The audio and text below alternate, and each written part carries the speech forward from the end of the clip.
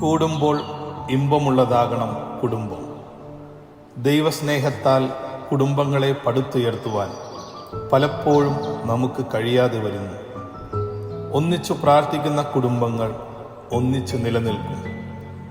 ക്രിസ്തീയ കുടുംബങ്ങളിലെ പ്രാർത്ഥനയുടെയും ദിവ്യബലിയിൽ പങ്കെടുക്കുന്നതിൻ്റെയും പ്രാധാന്യത്തെയും ഉൾപ്പെടുത്തി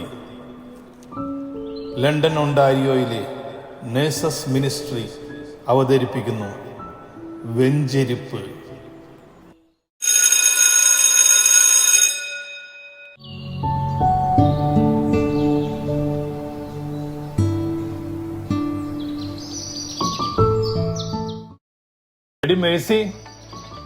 എടി മേഴ്സിയേ, എന്താ മനുഷ്യ രാവിലെ തന്നെ കിടന്ന് ഒച്ച വെക്കണേ? ഒരു കാപ്പി ചോദിച്ചിട്ട് എത്ര നേരായി? നിങ്ങൾക്ക് വല്ലതും അറിയണോ? രാവിലെ തന്നെ ആ ഫേസ്ബുക്കും കുത്തിക്കൊണ്ടിരുന്നാ മതിയല്ലോ. ഇന്നത്തെ ദിവസത്തിന്റെ പ്രത്യേകത അറിയോ മനുഷ്യൻ നിങ്ങൾക്ക്? പിന്നെ അറിയാണ്ട്, ഇന്ന് നിന്റെ ബർത്ത്ഡേ അല്ലേ? ഒരു പ്രാവശ്യം ബർത്ത്ഡേ മറന്നതിന്റെ ക്ഷീണം മാറിയിട്ടില്ല കേട്ടത് അവര്. ബർത്ത്ഡേ, എന്റെ ബർത്ത്ഡേ, അതിന് ഇനി ഒരു 5-6 മാസം കൂടി ഉണ്ട്. അതൊന്നുമല്ല എടി, ഞാൻ നിന്നെ ടെസ്റ്റ് ചെയ്തതല്ലേ, നമ്മുടെ വെഡിങ് ആനിവേഴ്സറി. അത് ഞാൻ മറക്കോ? അല്ലെങ്കിലും കരുതിന് ആരെങ്കിലും മറക്കോ? അപ്പൊ നിങ്ങൾക്ക് എന്റെ ബർത്ത്ഡേ അറിയില്ല, വെഡിങ് ആനിവേഴ്സറി അറിയില്ല. ബെസ്റ്റ് കണ്ണാ, ബെസ്റ്റ്. ഇത് രണ്ടും അല്ലെങ്കിൽ പിന്നെ ഓ, ഇന്നല്ലേ പള്ളിന്ന് അച്ഛൻ വരാന്ന് പറഞ്ഞ ദിവസം, അതും മറന്നു. ഇതിപ്പോ വല്ല പള്ളിപ്പിരിവിനും വല്ലതാണോ? നീ എന്തായാലും ഞാനവിടെ സ്ഥലത്തില്ല എന്ന് പറഞ്ഞേക്ക്. പിരിവൊന്നും അല്ല, അച്ഛൻ വീട് വെഞ്ചരിക്കാൻ വരണതാ. ഇത് 2 ആഴ്ച മുമ്പ് പറഞ്ഞ കാര്യാ. ഈ അച്ഛന് വേറെ പണിയൊന്നുമില്ലേ ഇന്നത്തെ ഒരു അവധി ദിവസം കളയാനായിട്ട്? ദൈവദോഷം പറയാണ്ടിരിക്കും മനുഷ്യ. നമ്മളും പ്രാർത്ഥിക്കണില്ല, നമുക്ക് വേണ്ടി പ്രാർത്ഥിക്കാൻ പറഞ്ഞ അച്ഛനെയും കൂടി കുറ്റം പറയുന്നു. ഓ, എന്തെങ്കിലും ആവട്ടെ, നീ നമ്മുടെ പിള്ളേരെ വിളിക്കാന്നാ. അച്ഛൻ വന്ന് വെഞ്ചിരിപ്പും കഴിഞ്ഞ് പാട്ട് കുർബാനയും ചെല്ലിയും കൊണ്ട് പോയാലും നമ്മുടെ പിള്ളേരെ എനിക്കൊന്നും തോന്നണില്ല. അതെങ്ങനെയാ? രാത്രി 2 മണി വരെ ഫോണും തോണ്ടിക്കൊണ്ടിരിക്കല്ലേ? പറഞ്ഞിട്ട് എന്താ കാര്യം? നിങ്ങളുടെ എല്ലാം മക്കള്.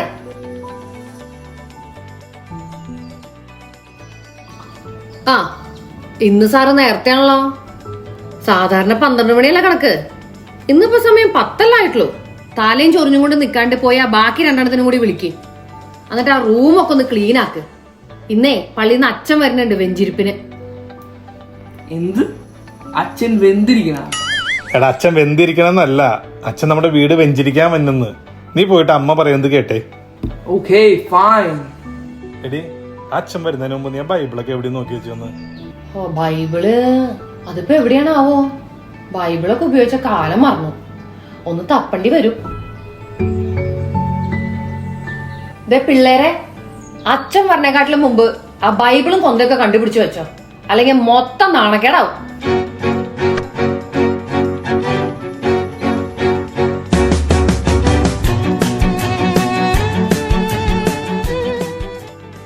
പിള്ളേരെ, ഈ പരിപാടി നിർത്തിക്കോ.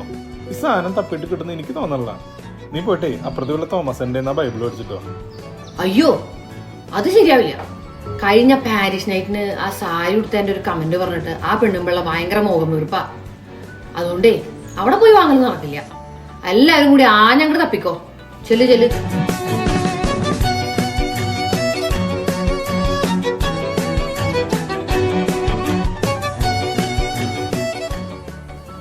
കിട്ടി കിട്ടി കിട്ടി, ബൈബിൾ കിട്ടി. ആ പഴയ ബുക്കുകളുടെ ഒപ്പം ഉണ്ടായി. ആ, കിട്ടിയാ? ഓ, ഇത് നിറച്ചും പൊടിയാണല്ലോ. ഞാൻ എന്തായാലും ഒന്ന് തുടച്ച് വൃത്തിയാക്കി എടുക്കാം. പിള്ളേരെ, ആ കോഫി ടേബിൾ ഇങ്ങോട്ടൊന്ന് വലിച്ചിട്ടേ. ദേ, ആരോ കോളിംഗ് ബെൽ അടിക്കുന്നുണ്ട്. അച്ഛൻ വന്നു തോന്നുന്നു. ഞാൻ പോയി നോക്കിട്ട് വരാം. ആ അച്ഛാ, ഈശോമിശിഹായ്ക്ക് സ്തുതിയായിരിക്കട്ടെ. എപ്പോഴും എപ്പോഴും സ്തുതിയായിരിക്കട്ടെ. ബാ, അകത്ത് കയറിയിരിക്കാം. വായോ. എവിടെ എല്ലാവരും? ഈശോമിശിഹായ്ക്ക് സ്തുതിയായിരിക്കട്ടെ അച്ഛോ. എപ്പോഴും എപ്പോഴും സ്തുതിയായിരിക്കട്ടെ. ജോസേട്ടനെ പള്ളിയിൽ കണ്ടിട്ട് കുറച്ച് നാളായല്ലോ. എങ്ങനെ വരാനച്ഛാ, ആകെ തിക്കും തിരക്കാണ്. ഒരു അവധി കിട്ടുന്നത് ആയിക്കൂടി ഒരു സൺഡേ ആണ്. അന്ന് പള്ളിയിൽ വന്നു കഴിഞ്ഞാൽ 1/2 ദിവസം അങ്ങോട്ട് പോയി കിട്ടും. ഞായറാഴ്ച കടയുള്ള ദിവസമാണെന്ന് അറിയില്ലേ? പരിശുദ്ധ കുർബാനയിലൊക്കെ പങ്കെടുക്കണ്ടേ? ആ, കടത്തിന്റെ കാര്യം പറഞ്ഞപ്പോഴാ നമ്മുടെ അപ്പുറത്തെ തോമസേന്റെ മേരി ചേച്ചി കഴിഞ്ഞ ക്രിസ്മസിന് ഒരു $1000 കടം മേടിച്ചുകൊണ്ട് പോയതാ. പിന്നെ ഈ ഭാഗത്തേക്ക് കണ്ടിട്ടില്ല. അച്ഛനായിട്ടൊന്ന് ഇടപെട്ട് അതൊന്ന് വാങ്ങിച്ചു തരണം. ആ കടമല്ല ഈ കടം. ഞായറാഴ്ച ദിവസം പരിശുദ്ധ കുർബാനയ്ക്ക് നിങ്ങൾ നന്നായി ഒരുങ്ങി വരണം എന്നാണ് ഞാൻ ഉദ്ദേശിച്ചത്. അച്ഛൻ ആ പറഞ്ഞത് കറക്റ്റാ. നമ്മുടെ ഇടവകയില് ഏറ്റവും അടിപൊളിയായിട്ട് ഒരുങ്ങി വന്നത് ഞാൻ തന്നെയാ, അതിലൊരു സംശയമില്ല. അതെന്തായാലും നന്നായി. എടാ മോനെ, നിന്നെ പള്ളിയിൽ കണ്ട് കുറെ നാളായല്ലോ. നീ എന്നാ അവസാനമായിട്ട് പള്ളിയിലേക്കൊന്ന് വന്നത്? അതച്ച നമ്മുടെ പള്ളിയിൽ ലാസ്റ്റ് ടൈം ഫുഡ് കൊടുത്തിരുന്നായിരുന്നു. ഓ യാ, പാരിഷ് നൈറ്റിലായിരുന്നു. ഇങ്ങനെ തിന്നാൻ വേണ്ടി മാത്രമല്ല നമ്മുടെ പള്ളി തുറന്നിരിക്കുന്നത്.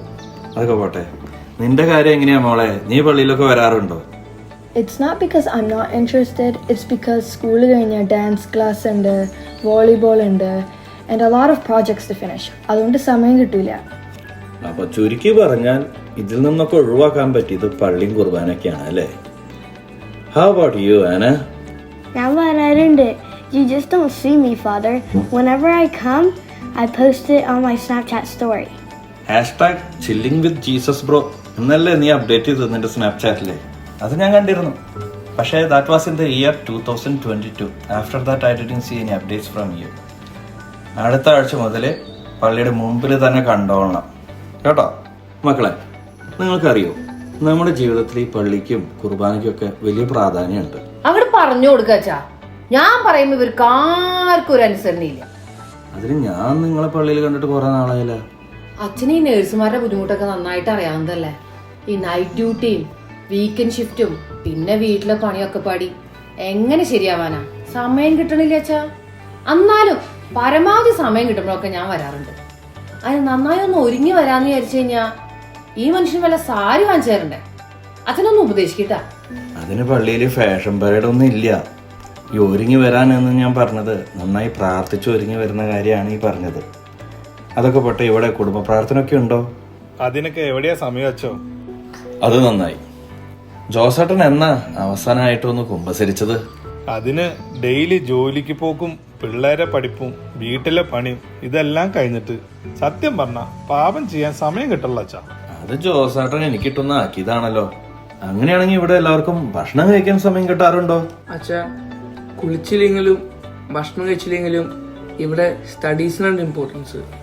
എന്റെ ദൈവമേ, ഇതിലും നല്ലത് നാട്ടിലേക്ക് തിരിച്ചു പോകണ്ട. എന്തായാലും നമുക്ക് എല്ലാവർക്കും കൂടിയിട്ട് ഒന്ന് പ്രാർത്ഥിക്കാം. എടാ മോനെ, ആ ബൈബിൾ എടുത്ത് എഫെസോസ് 5:22 ഒന്ന് വായിച്ചേ.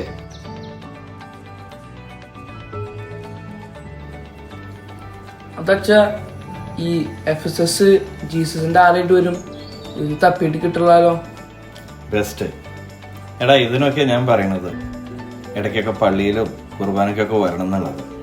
നീ എന്തായാലും ആ ബൈബിൾ ഒന്ന് ഇങ്ങോട്ട് താ, ഞാൻ എടുത്തു തരാം. ഓ, ഇതെന്താ ലോട്ടറി ടിക്കറ്റോ? ഇത് ബൈബിളോ അതോ ലോട്ടറി ടിക്കറ്റ് ഡിസ്പെൻസിങ് മെഷീനോ? അത് അച്ഛാ സത്യം പറഞ്ഞാൽ മറക്കാതിരിക്കാൻ വേണ്ടി വെച്ചതാ.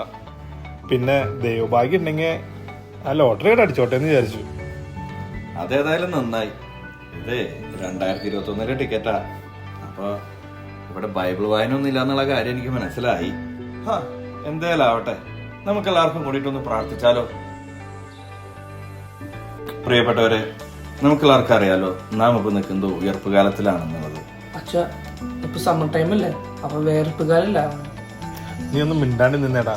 ഇത് വിയർപ്പ് കാലം ഒന്നല്ല, ഇതാണ് ഉഷ്ണകാലം. ആ, ഇങ്ങനെ മിണ്ടാതിരിക്കാൻ പറഞ്ഞിട്ട് കാര്യമില്ല. ഇതിന് പേരൻസിനെ പറഞ്ഞിട്ടേ കാര്യമുള്ളൂ. പരിശുദ്ധ കുർബാനയ്ക്കും സൺഡേ കാറ്റീസത്തിനും വിടാതെ ട്യൂഷനും ഡാൻസിനും ക്ലാസ്സിനും ഒക്കെ ആയിട്ട് പിള്ളേർ പോയി കഴിഞ്ഞാൽ അവർ പല കാര്യങ്ങളും നമ്മുടെ പള്ളീനെ പറ്റി അറിയാതെ പോകും.